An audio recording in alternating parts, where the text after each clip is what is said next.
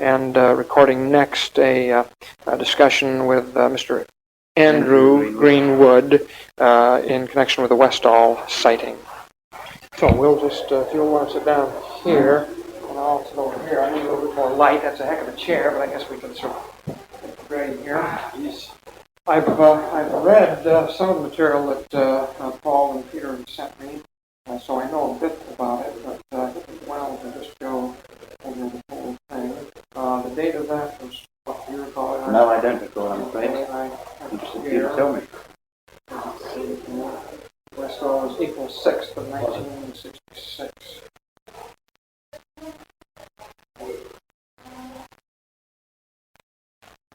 Okay. And where is Westall? Westall is situated between Springvale and Clayton.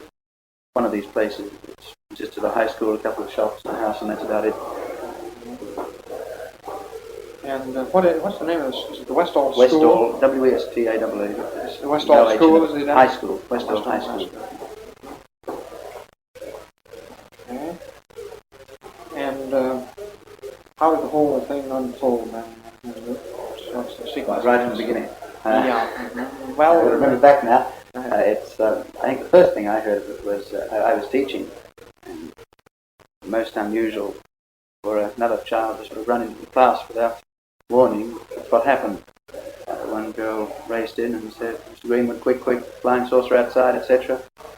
And I got rid of her because I wasn't going to leave my class or anything. Oh, you were in the midst of class? I was in the midst of teaching a class, yes. Oh, she broke into the closed class. Oh, yes. That is rather unusual. It is unusual, yes. I wasn't the type that one would normally do that to either. You dismissed me, so And she left, and it was about recess, I suppose, 5-10 minutes later. Having recess, I thought, well, I'll wander out and have a look. She was the type that I thought, well, she's a fanciful type of little girl, and I thought, well, I didn't really pay any attention to her, but I'd wander out anyway. Mm-hmm. And I went out, and there must have been more than half the school, about 300 approximately of the boys and girls of the school, on the oval, which is beside the school buildings. Excuse me, half of the school amounts to 300, or the 300 in the school? So about 600 in the school. Approximately 500-600 in the school. So, on the oval. Mm-hmm. They're on the oval, looking. What direction would it be? I'll orientate myself now. Yeah. So it's west, east, south. And the object was still airborne then? Oh yes. We were never sure at any stage that it was anything else but airborne. Although some of the children say that they saw it later, but I'll get to that. I'll get back to the point I was at. Well, I think the first thing I can say is I observed the object that everyone was looking at. It took me a while to see it. That grey against the coming on to autumn, blue-grey sky. I couldn't see it immediately, as everyone was saying, "It's there, you're blind." So I finally picked up what they were looking at. Was it quite small in size? It was, well, when I say, well, the only thing I've got to compare it against is later on there were some small aircraft, Cessna size aircraft. It was approximately 2/3 the length of one of those. How far away were they? That makes the difference. Yes, of course it does.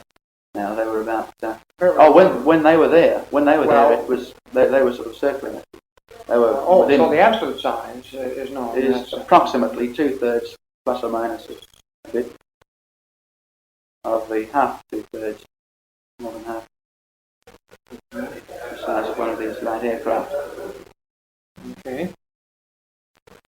Now it was just at any stage to me, cigar shape, cylindrical cigar shape, except on occasions it appeared to bulge in the middle. It's changed shape? Yes, changed in this. The best way I can describe this: hold a, I won't say saucer, I'll say plate. Hold a plate on edge and it looks straight across, tip it slightly and you see it bulge in the middle. That type of effect. I can't say that's what was happening, of course, but that's what it appeared to be. You didn't have a distinct impression of whether that was the cause. I didn't know whether that was the cause or whether it actually was bulging in the middle, top and bottom. Okay. But that's what it looked like. Right. How far away do you think it was at that time? Now, that's another point I have to think back on. I don't know if I've ever given a distance before. If so, that's probably more accurate than anything I can think of now.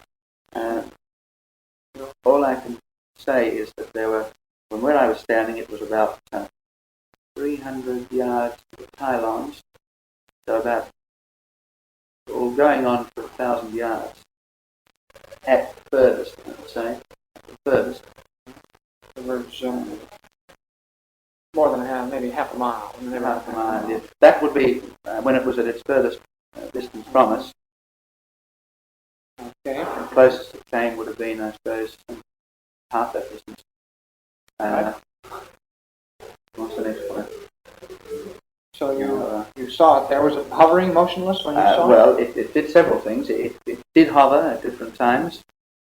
It seemed to be able to accelerate and disappear out of sight, and then someone would see it over in another part of the sky, through an arc of, I suppose, 20 or 30 degrees away from us. In other words, it moved considerable distance very rapidly. And then it would move back again.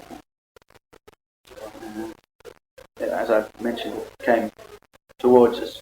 Not that we could see it actually coming towards us, but we could see that it was closer now than it was before. It did hover, as I mentioned. It could go up and down. When it could move slowly, but generally it seemed to hover or move really fast. We did see it moving across slowly on a few occasions. One of the big points that I got out of this was the fact that it was on its own when we first saw it. And the next thing we noticed was the presence of one of these light planes. I say Cessna type, I don't know what it was exactly. A light plane which approached it and then came to try and move around it. The object moved over to another part of the sky very rapidly. The plane followed it over, moved back again. It seemed to be playing a cat and mouse with the plane. Then more than one plane arrived. At the end, I think it was counted there were 5 planes there. Although, as you probably heard, Melbourne Airport denied the presence of any planes, or they absolutely denied there were any planes in the air. Which is that the only possible airport, Melbourne Airport? I think that it could be. Melbourne is very close. It would be 4 or 5 miles away. And the next one, where any, particularly 5 aircraft, I mean, obviously one bloke might take off from his back paddock or something, but not 5. And I really think it's the only airport that could be considered. And you haven't a clue as to why they would deny? Particularly, it's rather silly they would deny it. Then that if you ever go out near Moorabbin, there is never one spot during the day. I drive past there several times a day, going back and forth between the 2 schools. I'm a different school now, I'm at Hagley College. And there is never a time when there's not planes taking off and coming in. So I think it was rather a silly statement for them to make that at that particular time there were no planes in the sky. But, of course, it could be. Okay, it just stands in that status now, that there's no further clarification of those planes. No, they absolutely denied that there were no planes in the sky. We saw them all right, there were 300 of us.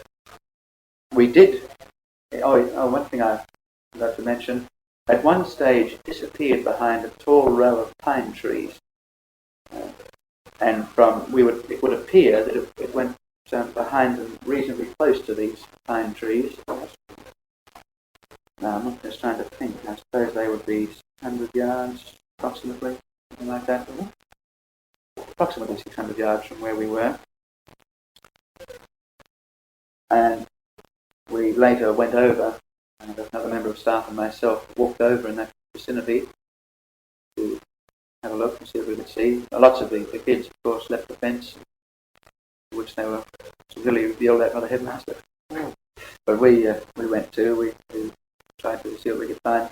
There were reports from several groups of the children later on that they'd seen one of these typical nests. But I didn't see one myself. It would be the perfect area to see one in, lots of long grass. But I didn't see one myself, although I looked around for quite a while. Did that, now, the aircraft came, we had the aircraft in there. What, did that process go on for many minutes? Well, I suppose if we count the 10 minutes from when it was first seen, as I said, by this group of girls at a phys ed class who were on the oval. Now, of course, it could have been there before they noticed it. As I say, I didn't even notice it myself for a while. So it was, it's one of these things that once you see it, then you go on seeing it. You know what I mean? But they're hard to pick up. I think it was just the silvery colour against the sky. And then after you saw it, how long was it in sight? Now, 10 minutes there, and it disappeared. 25 minutes it was in sight for. Now it went at the end of that 25 minutes, but it could have been there before that. All these figures, of course, are quite rough. I'm not sure exactly. Okay, and how did it disappear? Well, this is one thing we just don't know. It vanished. All of a sudden, while you were all looking at it? No, it did one of these, sudden accelerations, and then nobody could pick it up again. It was gone. You did see it accelerate. It didn't disappear in midair. Oh, no, it didn't flick out. You could see it accelerate. And it went off so fast you didn't follow it. We couldn't follow it. That terminated. Were the aircraft still there? Yes, the aircraft was still there. I can't remember what happened to those. I know they were there then, but I just can't remember what happened to the aircraft. So we've got, it was cigar shaped. What ratio of length to width and so on? Fineness ratio. Was it it's finger shape more than anything else. About the ratio of the thickness of the finger to the length of it. It's the middle finger, something like that. So maybe 4 or 5 to 1. Something like that. Not 10 to 1. Something like that. And it was silvery grey, you say? Silvery grey. The greyish cloud. That's right. Yes. No sound. No. Nobody heard the sound. Now, there were all sorts of reports of different things. One girl said that she'd seen the thing on the ground, and it was, this sort of shape with little windows around it and all the rest of it. But I don't really know how much you can put in her story. There was a report of some sound from it, come to think of it, but only from one girl who was supposedly close to it. I heard nothing, and there was no sound to hear when we were all standing in a large group watching it. But as I say, lots of them jumped the fence and went off after it. I only left the fence and went after it disappeared. You mean it went behind the grove of trees? It went behind this is before it disappeared. Yes, and that's when they got close to it, allegedly? Well, this is supposedly when they got close to it, yes. What time was this recess? We started, work it out, 4 40-minute periods, plus, when did we start? About 9 o'clock. Well, that's 900 and 440 is 160 minutes. Which is 3 hours. 3 hours, about 11. That's 12 plus 20. 12:20 is. What? Couldn't be. See. 160, that's 3 hours minus 20 minutes, 9 o'clock, it's 11:40. Oh, I'm going the wrong way, yeah. 11:40. Recess time was 11:40, does that sound right? Noon recess? No, it was morning tea. Mid-morning. Yes. Doesn't sound quite right. We started early or something that morning. I think it was about 11:15, but I'm not sure of that. Let's see if the count here. See, I have a file. Well, it was definitely the mid-morning recess, morning tea time. And there's 4 periods. No, of course, I'm sorry. I'm way off the pole here. There's only 2 periods before morning recess. There's 4 periods before lunch. No wonder I was out 80 minutes. It's an hour and 20 from 9 o'clock. Yes, makes it about 10. We started at 5 to 9. About 10:15 recess started. That's right. 10:15. Yes. I wondered where I was at. Every Sunday. The accounts of it all over the place. I've only ever seen the one in the Dandenong Journal. Oh. one I ever saw. Here's the account you gave in this. Morning recess, another time. But you worked it back there, you think, to your satisfaction? Yes, that was it. They split in half and then 2 periods before recess in the morning. And we started approximately 9 o'clock. It's a little bit earlier. So it'd be 10:15, say. And recess is a quarter of an hour. It'll be 10:15 to or 10:25. Disappeared about 5 minutes before the end of recess. Were there any persons off the school grounds who saw it? We never heard any reports of this. This is one thing that a few of us tried to see or find out about, but we never could find anything. How many teachers saw it altogether? The phys ed teacher says she saw something but won't say anything more.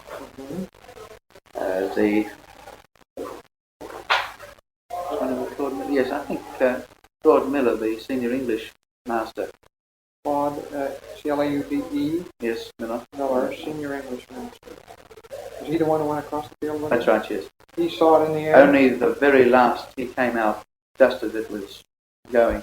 The other one, Jeanette Muir, the phys ed mistress, she was there when it was very first seen, right She's at the the one who beginning. said she has climbed up a bit? Yes, she... Jeanette, G-E-N-A-T-T-E? Yes, that's right. Muir, M-U-I-R. And this business about the headmaster, was this a woman or a man? Man. What's his name? Frank Sambleby. S-A-M-B-L-E-B-L-E. S-A-M-B-L-E? B-L-E. Sambleby. Sambleby. Sambleby. Yeah. Sambleby.